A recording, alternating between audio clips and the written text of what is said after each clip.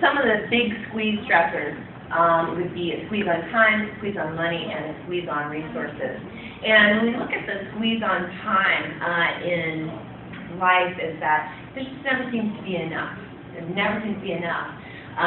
What I like to do with hypnosis or any other kind of relaxation process is actually kind of causes time to spread out a little bit more because the mind is what conceptualizes time. So if you're able to breathe and you're able to relax and you're able to really get clear, then time starts to expand and all of the things that you need to get done in a day really have the opportunity to get done. So it's slowing everything down a bit and then really getting clear about what's important, and that goes into time management. Money, as you know, we've all been going through kind of this economic upheaval, clearing out. I like to think that it's cleansing instead of really a negative thing. But we're looking at our money being squeezed. The best thing about that is that we're finding ways to use our money in ways that are healthy and helpful for our family, which I think is wonderful. And we're doing things like going to the park. We are, having conversations with our family members. We are, doing things that don't cost money because, either we don't have it, we don't want to spend that, or, we finally found out that it does not take money to be happy. Resources, again, could be time is a resource, but also, having our spouses being stretched thin so they can't help us with our needs. Also, too, resources at work. And the things that were normally allocated to you as a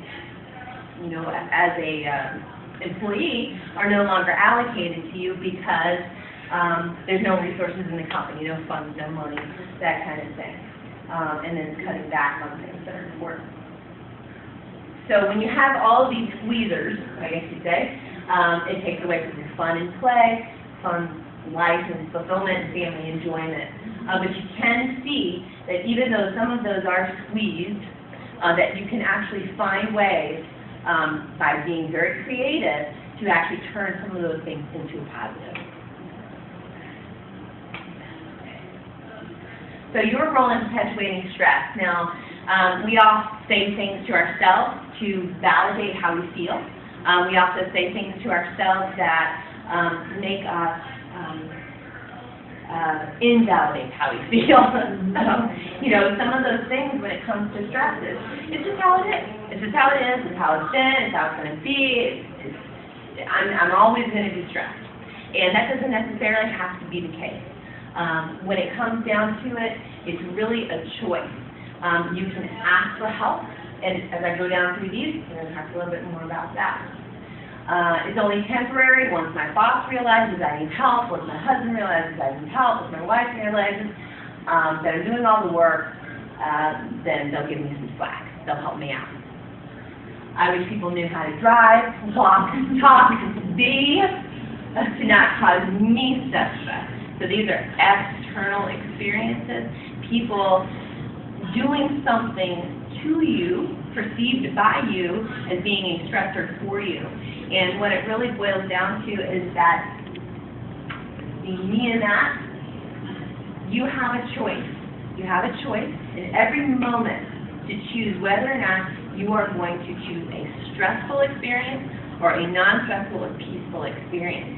And it is really hard. It's actually a learned behavior to start redirecting your thoughts and thinking about something different in that kind of situation. Why won't anyone help? Well, I guess I have to do it myself. And that's, I think that different situations, different family situations can be that kind of dynamic. If I don't do it, no one else does. And that's a big one. I've heard myself say it. I've heard other people say it. I've heard clients say it. And they come to me and they go, if I don't do it, I'm stressed out. They tell me something. And then they, and I go, well, why don't you ask them? Why don't you ask for somebody to help? Oh, they won't do that. I can't ask them to do that. I can't trust that they will be able to help me with those things.